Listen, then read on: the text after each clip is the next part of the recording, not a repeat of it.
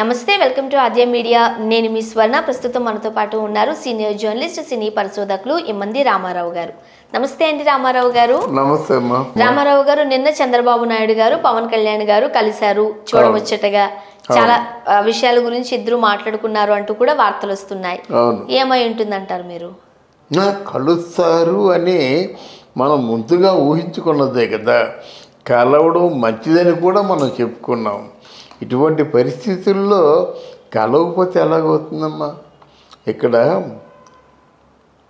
కౌరవులు పాండవులు యుద్ధం అయింది. పాండవులు కౌరవుల్ని కొట్టేయగలరు, ఎందుకంటే యుద్ధంలో పాండవులు కౌరవుల్ని ఈజీగా జయించగలరు. ఇక్కడ ప్రస్తుతం పవన్ కళ్యాణ్ తాలూకు ప్రభ ఎలా ఉందంటే, వైసీపీ పార్టీకి పెద్ద అటాక్ ఇచ్చేటువంటి పరిస్థితుల్లో పవన్ కళ్యాణ్ తాలూకు సేన ఉంది. కానీ పాండవులకి ఒకే ఒక వ్యక్తి తాలూకు సహాయాన్ని కోరుకున్నారు. ఆ వ్యక్తే శ్రీకృష్ణుడు. ఎందుకంటే ఆయనకి తెలుసు, అంటే వ్యూహరచన ఆయనకి తెలుసు కనుక ఆయన్ని ఎన్నుకున్నారన్నమాట.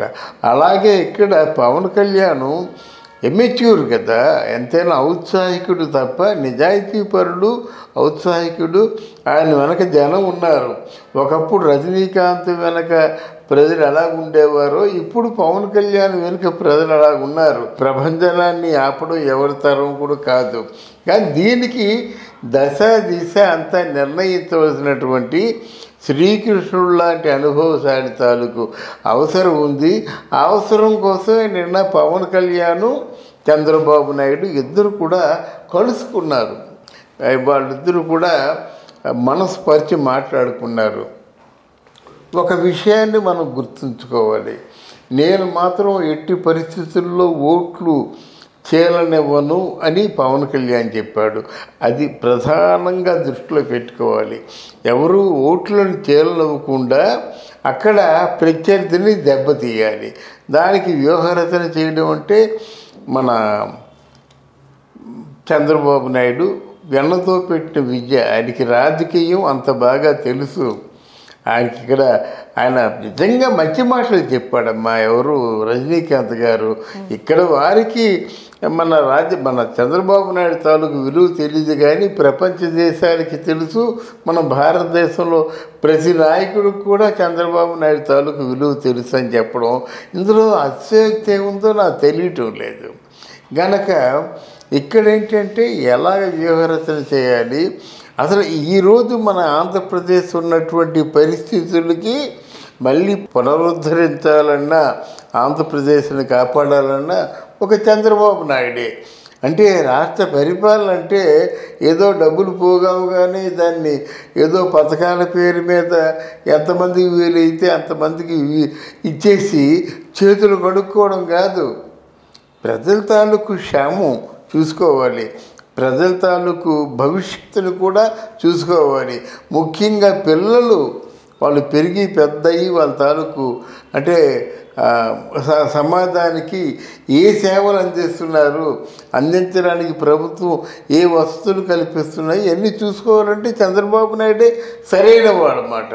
తర్వాత ఏంటంటే ముఖ్యంగా వాళ్ళిద్దరూ అంటున్న మాటల్లో ప్రధానంగా నాకు నచ్చిన మాట ఏమిటంటే, మనకి ప్రజాస్వామ్యం లేదు. జగన్మోహన్ రెడ్డి ఏం మాట్లాడితే అదే ప్రజాస్వామ్యం. జగన్మోహన్ రెడ్డి అంటే పెడరెక్కలు విరిచేసి ఆ ఎండలో పడేయండి అంటే పడేస్తున్నారు. అంటే రాచరికపు వ్యవస్థలో మనుషుల్ని ఎలా చంపేవాళ్ళో అలా చెబుతున్నారు. రే బాబు, ఆ చెత్త ఉంది కదా, ఆ చెత్త పన్నేసేయండి అంటే పన్నేసేస్తున్నారు. పన్ను కట్టకపోతే ఇంట్లో పారేస్తున్నారు. ఇది రాచరిక వ్యవస్థ కాదు, అంతకంటే దారుణంగా మాట. డబ్బులు ఎంతెంత ఈ రిజిస్ట్రేషన్ ఛార్జెస్ పెంచారు.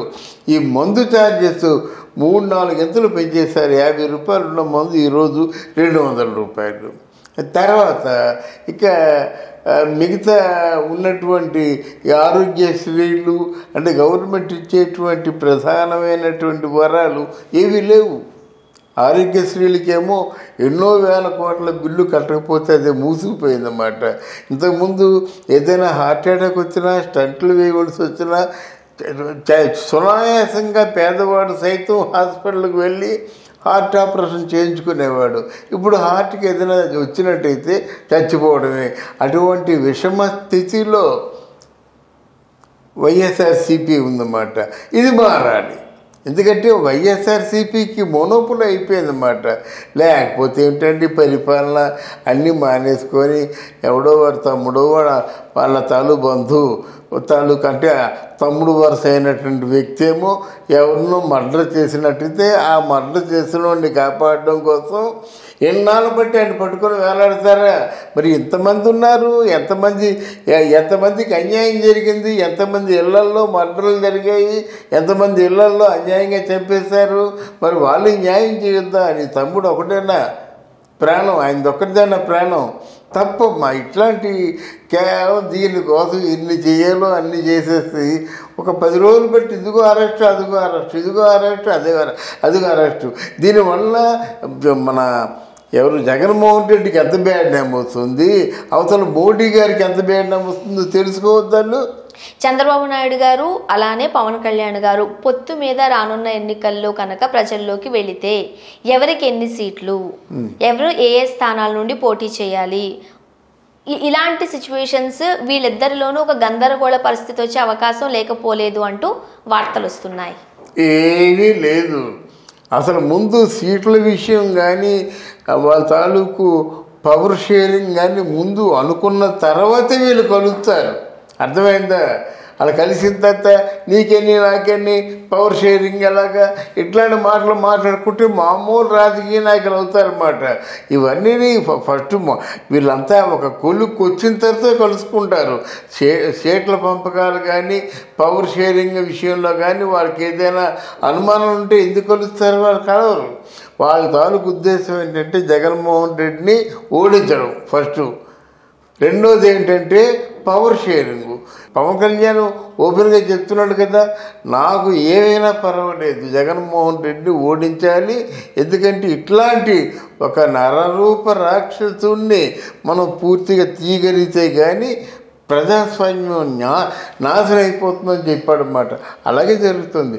అదే వాళ్ళ ప్రధాన ఉద్దేశం. కానీ కేవలం ఒకవేళ పవన్ కళ్యాణ్నే సీఎం చేయాలంటే చేసే ఆలోచన చంద్రబాబు నాయుడుకి ఉంది. కాదంటే 5 years సీఎం చేయడు. అర్థమైందా? 2.5 years చేస్తారు కానీ 5 years కూడా సీఎం చేయడు. అలాగే పవన్ కళ్యాణ్ కూడా సీఎంగా ఉండాలంటే 2.5 years ఉంటాడు. దానికి లోకేష్కు చంద్రబాబు నాయుడుగా ఇస్తాడు. 10 లోకేష్కే ఇస్తాడనమాట. చంద్రబాబు నాయుడు చూస్తాడు కదా. ఇక ముందు చంద్రబాబు నాయుడు గారు వెనుక ఉండి తెర వెనుక ఉండి రాజకీయం నడిపించేవాడు కానీ తెర ముందుకి రాడు. అది పరిస్థితి. కనుక నిజంగా వాళ్ళిద్దరూ కలుసుకున్నారు కనుక ఆంధ్రదేశానికి మంచి జరుగుతుంది. ప్రజలు కూడా దీంట్లో ఉన్న నిజాయితీని అర్థం చేసుకోవాలి. తర్వాత ప్రజలు కూడా వాళ్ళ బాధ్యతని అర్థం చేసుకొని వీళ్ళకి ప్రాణం పోసి వీళ్ళని గెలిపించి వీళ్ళ చేతికి పవర్ ఇచ్చినట్టయితే ఆంధ్రదేశం తాలూకు ప్రజల భవిష్యత్తు బాగుంటుంది. Thank you so much. Thank you అమ్మా. Thank you very much.